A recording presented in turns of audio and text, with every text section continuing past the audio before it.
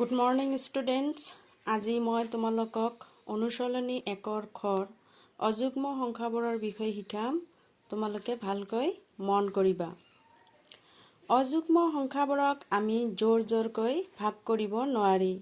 ধৰা তোমালোকৰ হাতত 9টা মাৰ্বল আছে। কেইটামান বাকচ লৈ প্ৰতিটো বাকচতে এজৰকৈ মাৰ্বল ৰাখি গলে দেখিবা যে 4টা বাকচত 2টাকৈ মাৰ্বল ভৰোৱাৰ পিছত হাতত এটা মাৰ্বল ৰৈ গল। গতিকে 9টা মাৰ্বলক আমি জোৰকৈ ভাগ কৰিব নোৱাৰি। অযুগ্ম সংখ্যা কোনবোৰ?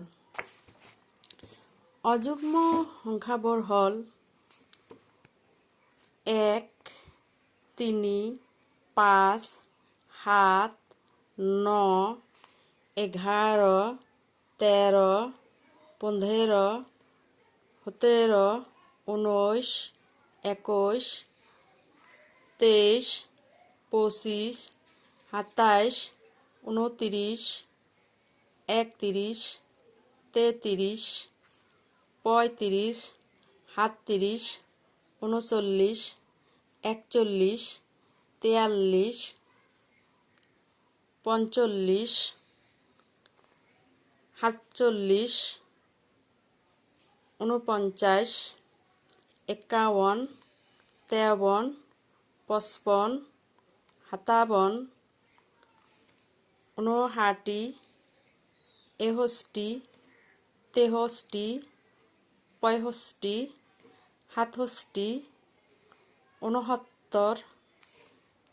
71, 73, 74, 75, 77, 79, 81, 83, 85, 87, 89, 91, 93, 95, 97, 99।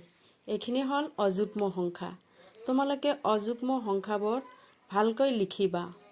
ইয়াৰ আগৰ ক্লাছত মই তোমালোকক যুগ্ম সংখ্যাৰ বিষয়ে কৈছোঁ।